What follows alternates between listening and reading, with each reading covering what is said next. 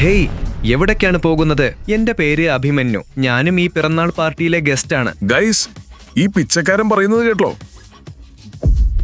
അവനും ഇവിടുത്തെ ഗസ്റ്റ് ആണത്രേ.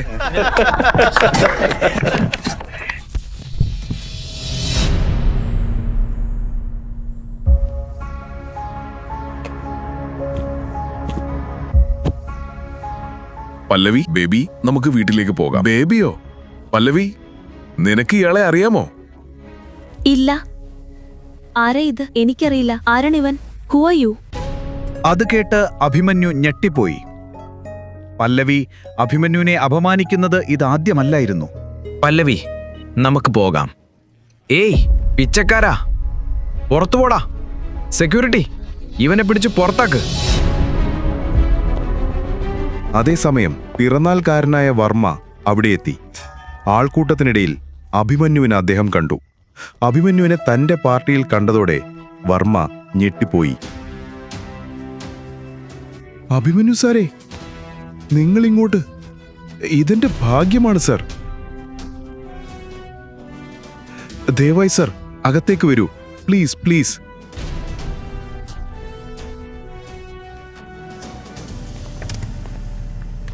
ഈ കാഴ്ച കണ്ടപ്പോൾ പല്ലവിയും അവിടെയുള്ള മറ്റുള്ളവരുമൊക്കെ അമ്പരന്നുപോയി. പക്ഷെ അഭിമന്യു ഒന്നും പറഞ്ഞില്ല. അവൻ സൈലന്റായി പുറത്തേക്ക് പോയി. അവനവിടെ പല്ലവിയെ കാത്തിരുന്നു. പാർട്ടി കഴിഞ്ഞ് പിന്നെ പല്ലവി കുടിച്ച് ആടിയായിരുന്നു പുറത്തു വന്നത്. എന്തായാലും അഭിമന്യു പല്ലവിയെ കഴിയും വിധം സഹായിച്ച് തിരിച്ച് അവളുടെ വീട്ടിലേക്ക് കൊണ്ടുപോയി.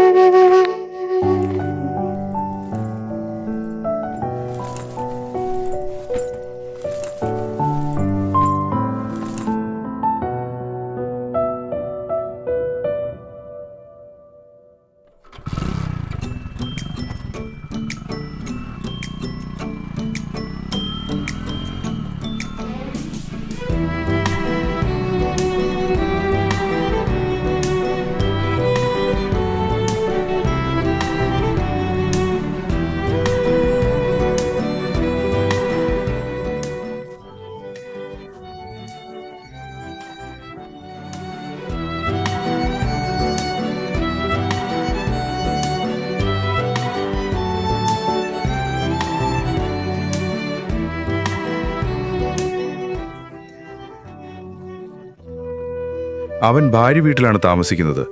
അവിടെയുള്ള എല്ലാവർക്കും അവനെ കളിയാക്കുന്നത് പതിവായിരുന്നു.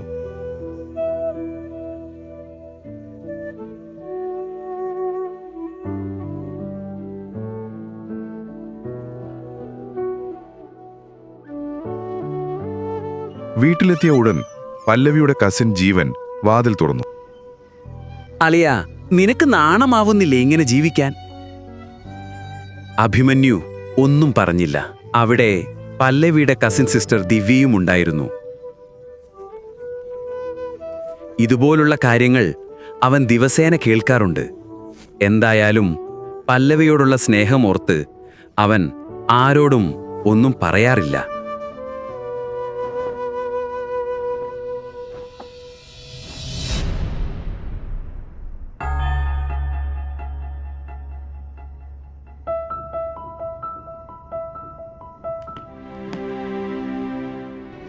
ഭിക്ഷാടകൻ തന്നെ.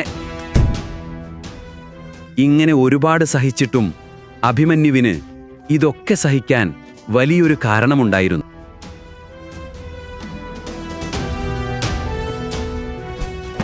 ഇപ്പോൾ നീ ഇഷ്ടം പോലെ കളിയാക്ക്. ഒരു ദിവസം നിങ്ങളറിയും ഞാൻ ആരാണെന്ന്. അഭിമന്യുവിന്റെ യഥാർത്ഥ മുഖം ആരും അറിഞ്ഞില്ല. എന്തോ കാരണം കൊണ്ട് അവനത് എങ്ങനെയെങ്കിലും തുറന്നു പറയാനായി ഒരിക്കലും ശ്രമിച്ചില്ല.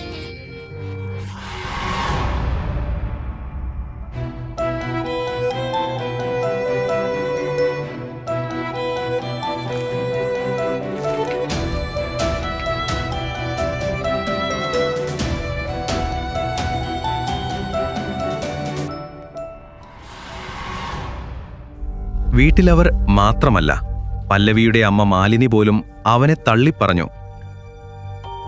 അവർ പല്ലവിക്ക് ഡിവോഴ്സ് ചോദിക്കാൻ തന്നെ അവനോട് ആവശ്യപ്പെട്ടു.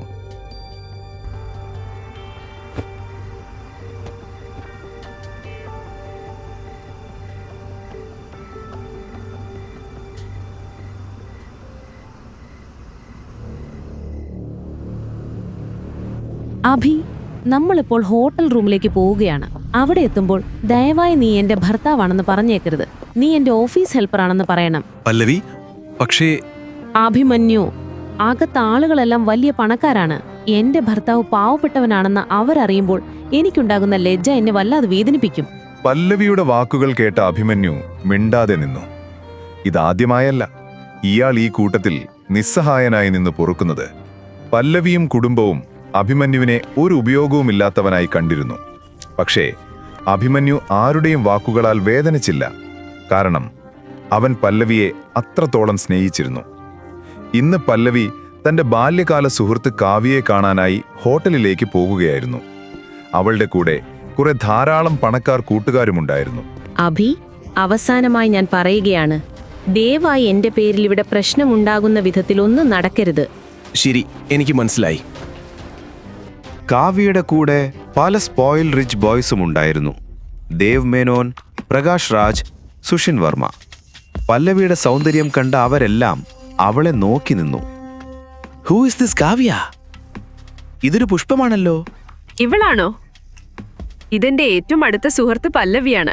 അഭിമന്യുവിന്റെ പഴയ വസ്ത്രങ്ങൾ നോക്കിയപ്പോൾ സുഷിൻ കളിയാക്കി പറഞ്ഞു, ഇതെന്താ കാട്ടിൽ പുഷ്പത്തിൽ ഒട്ടിച്ചിരിക്കുന്ന കുന്തമോ?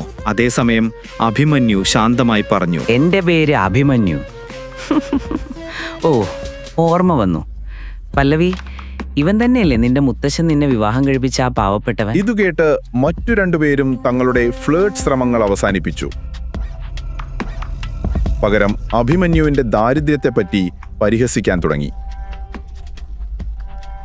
അഭിമന്യു ബ്രോ, ഞാൻ കേട്ടിട്ടുണ്ട് നീ ബാങ്കിലല്ലേ ജോലി ചെയ്യുന്നത്? ശമ്പളം എത്രയാ? അവർ 3 പേരും അവനെ കളിയാക്കി ചിരിച്ചുകൊണ്ടിരുന്നു. 12,000 രൂപ. ചിലപ്പോ 15,000 രൂപ വരെ കിട്ടും ബോണസായിട്ട്.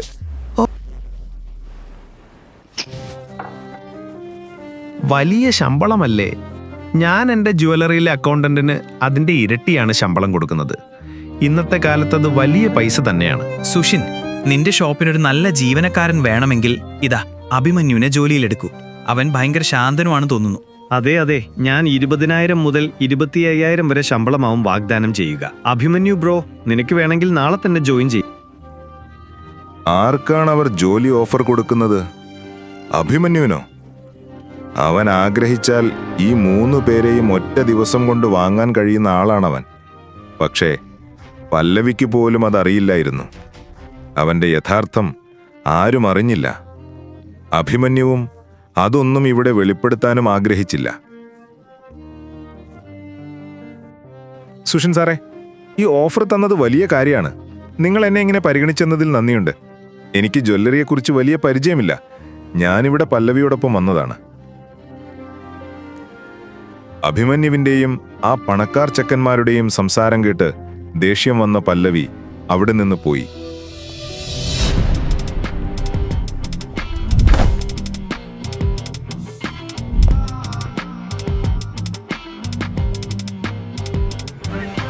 അയാളെ അസഹനീയമായ മദ്യവാസനയുണ്ടായിരുന്നു. അവനായിരുന്നു ജസ്റ്റിൻ.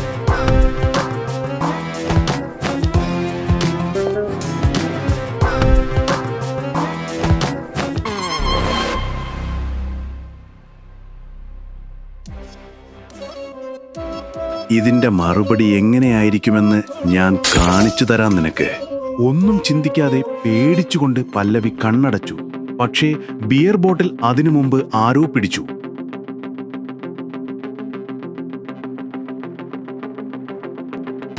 നീ കുടിച്ചിട്ടുണ്ട്. പക്ഷെ നിന്റെ നല്ലതിനായി ഞാൻ പറയുകയാണ്, എന്റെ ഭാര്യയോട് അപമര്യാദയായി പെരുമാറിയതിന് ഇപ്പം മാപ്പ് പറയ്. നീ എനിക്ക് നേരെ കൈ ഉയർത്തിയോ? ഇപ്പൊ കാണിച്ചു തരാം ഞാൻ എത്രമാത്രം കുടിച്ചിട്ടുണ്ടെന്ന്. അഭിമന്യുവിന്റെ ഈ പ്രതികരണത്തിൽ പല്ലവി ഞെട്ടിപ്പോയി. പല്ലവിക്ക് അവരുടെ കണ്ണുകളെ വിശ്വസിക്കാനായില്ല. അപ്പോൾ തന്നെ ദേവ് മേനോനും പ്രകാശ് രാജും ശബ്ദം കേട്ട് ഓടിയെത്തി. ഈ കുടിയൻ എന്റെ മേൽ കൈവയ്ക്കാൻ നോക്കി. പല്ലവിയുടെ ഈ വാക്കുകൾ കേട്ടപ്പോൾ ദേവ് മേനോന്റെ കണ്ണിൽ തീ തെളിഞ്ഞു. പല്ലവിയെ കയ്യിലെടുക്കാൻ ഈ അവസരം അവൻ ഉപയോഗിച്ചു. ഈ ഹോട്ടൽ അവന്റെ സ്വന്തമായതിനാൽ അവൻ അവിടെ അവരെ അടിച്ചിട്ട് ഹീറോ ആകാൻ ശ്രമിച്ചു. നിനക്കെങ്ങനെ പല്ലവിയോട് ഇങ്ങനെ പെരുമാറാൻ ധൈര്യം വന്നു? നിന്നെ ഞാൻ കൊല്ലും. ഇവർ 2 പേരും എപ്പോഴും എൻ്റെ ഭാര്യ പല്ലവിയെ ഇംപ്രസ് ചെയ്യാനാണ് ശ്രമിക്കുന്നത്.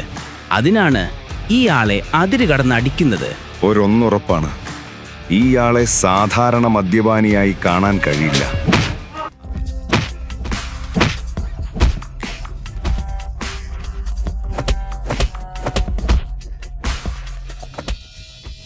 ദയവായി നിർത്തൂ.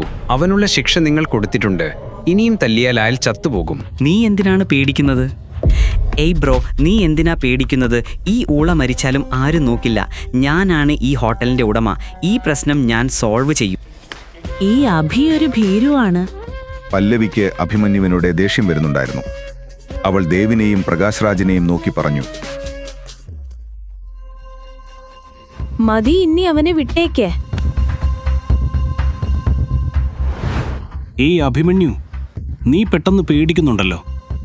നീ കുറച്ച് ധൈര്യം വരാൻ ഞങ്ങളുടെ കൂടെ കുടിക്കോ. അതൊരു പരിഹാസത്തിന്റെ വാക്കുകളായിരുന്നു. എന്നാൽ അതൊക്കെ മനസ്സിലാക്കിയിട്ടും അഭിമന്യു ഒന്നും പ്രതികരിച്ചില്ല. അതേസമയം ആ ഗുണ്ടകൾ അകത്തെത്തി. ദേവ് മേനോൻ അവരെ കണ്ടു. ഇവന്റെ തൊലിക്കട്ടി ചില്ലറയല്ല. ഇത്ര തല്ല് കിട്ടിയിട്ടും വന്നിരിക്കുന്നത് കണ്ടില്ലേ? പ്രശ്നമില്ല, ഞാൻ ഇവരെ ഒരു പാഠം പഠിപ്പിക്കും.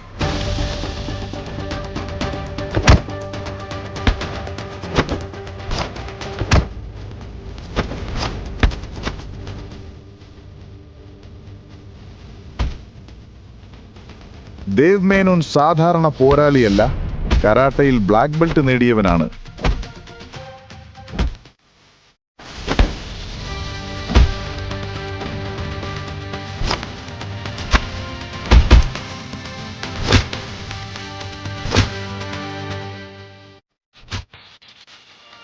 ജസ്റ്റിന്റെ കൂടെയുള്ള ഗുണ്ടകളെ ഓരോരുത്തരെയും അവൻ തല്ലി വീഴ്ത്തി.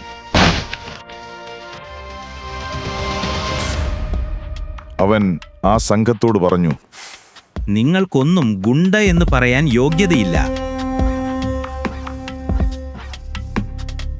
വാവ് വാവ് ദേവ്, അത് പൊളിച്ചടക്കി. ഇനി ഇവന്മാർ പ്രശ്നത്തിന് വരില്ല. പല്ലവി, കാവ്യ, നിങ്ങൾ ഓക്കെ അല്ലേ? പല്ലവി, കാവ്യ ഇരുവരും തലകുലുക്കി ഉത്തരം പറഞ്ഞു. പല്ലവിയുടെ കണ്ണുകളിൽ പ്രശംസ കാണണമെന്ന് ദേവുമേനോൻ ആഗ്രഹിച്ചു. എന്നാൽ അവളുടെ കണ്ണുകൾ ഒന്നും ചെയ്യാതെ ഗുണ്ടകളെ നോക്കി നിൽക്കുന്ന അവളുടെ ഭർത്താവ് അഭിമന്യുവിലായിരുന്നു. ഇത് കണ്ട് ദേവുമേനോന് ദേഷ്യം വന്നു. ഈ ഗുണ്ടകളെ എന്താണ് ചെയ്യേണ്ടത്? ആരോടെങ്കിലും വിളിച്ചു കൊണ്ടുപോകാൻ പറയണോ? വേണ്ട, അതെന്റെ സ്റ്റാഫ് നോക്കും. നിങ്ങൾ രണ്ടുപേരും പുറത്തേക്ക് വരൂ. സുഷിൻ അതെല്ലാം വെറുതെ പറഞ്ഞതായിരുന്നു. അതൊന്നും ചെയ്യാനുള്ള ധൈര്യം അവനുണ്ടായിരുന്നില്ല.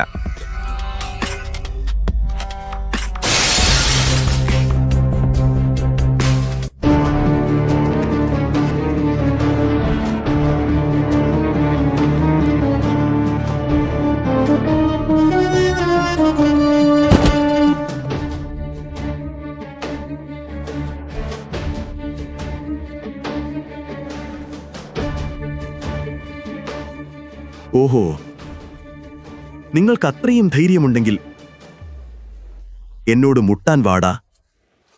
അതെ, എനിക്ക് പേടിയില്ല. നിങ്ങളെ തോൽപ്പിക്കുന്നതൊക്കെ എനിക്ക് കുട്ടിക്കളിയാണ്. ദേവ് മേനോൻ ഇത് പറഞ്ഞ ശേഷമാണ് ആരാണ് അവിടെ നിൽക്കുന്നതെന്ന് അവൻ കണ്ടത്. തന്റെ മുന്നിൽ നിൽക്കുന്ന ആളെ കണ്ടപ്പോൾ ദേവ് മേനോൻ ഒന്ന് ഞെട്ടി. അതവൻ കണ്ടിട്ടുള്ള സാധാരണ ഗുണ്ടയല്ല, അത് മഹേശ്വരായിരുന്നു.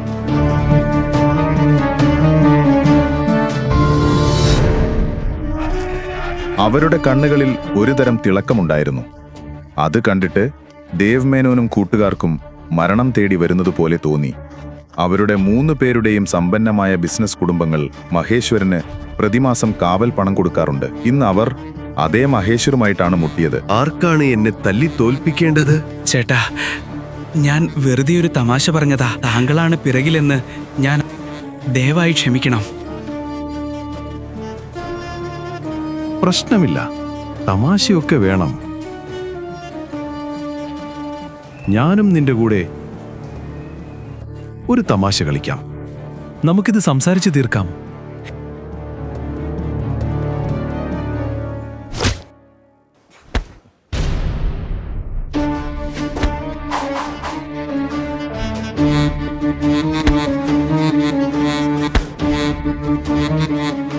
എങ്ങനെയുണ്ട് എന്റെ തമാശ?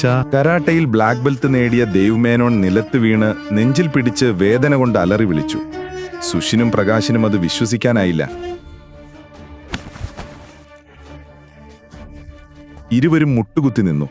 എല്ലാവരും വേദനയിൽ കരയുകയാണ്.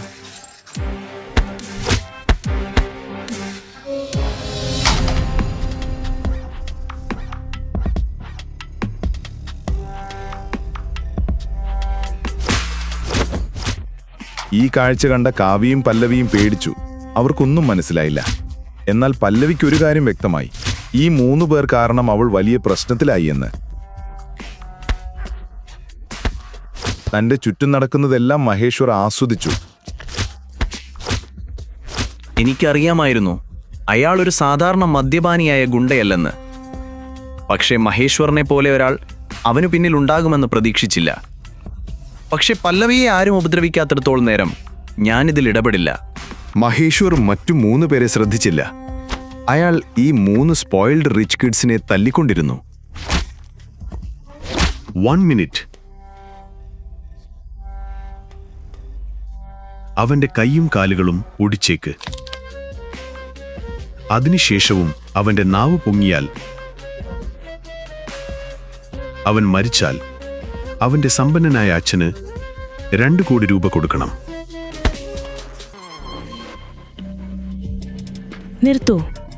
നിർത്തൂ, ഇനി മതിയാക്കൂ. പല്ലവി ഇത് പറഞ്ഞപ്പോൾ മഹേശ്വർ ആ ശബ്ദം കേട്ട് തിരിഞ്ഞു നോക്കി.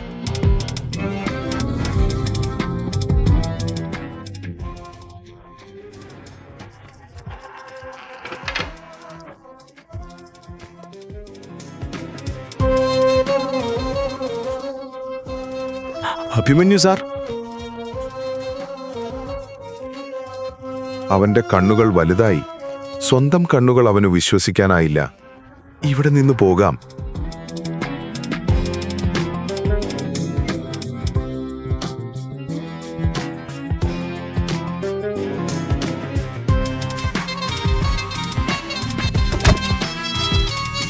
മഹേശ്വരന്റെ പ്രതികരണം കണ്ടപ്പോൾ എല്ലാവരും ഞെട്ടി. അഭിമന്യുവിനെ കണ്ടപ്പോൾ മഹേശ്വർ എന്തിനാണ് പകച്ചത്? മഹേശ്വർ അവന്റെ ഗുണ്ടകളെ കൂട്ടി പെട്ടെന്ന് സ്ഥലം വിടാനൊരുങ്ങി. ഇവർ തമ്മിൽ മുൻപ് പരിചയമുണ്ടോ? അഭിമന്യു യഥാർത്ഥത്തിൽ രഹസ്യസമ്പന്നനാണോ? അങ്ങനെയാണെങ്കിൽ എന്തിനാണവൻ പാവപ്പെട്ട ഹൗസ് കീപ്പറായി ജീവിക്കുന്നത്? എന്തുകൊണ്ടാണവൻ ഇത്ര കഷ്ടപ്പെട്ട് ജീവിക്കുന്നത്? പല്ലവിയുടെ അച്ഛൻ അവളെ എങ്ങനെ ഇങ്ങനെ പാവപ്പെട്ടവനോട് കല്യാണം കഴിപ്പിച്ചു? ഈ കഥ തുടർന്ന് കേൾക്കുന്നതിനായി ഇപ്പോൾ തന്നെ പോക്കറ്റ് FM ആപ്പ് ഇൻസ്റ്റാൾ ചെയ്യൂ. Link in description.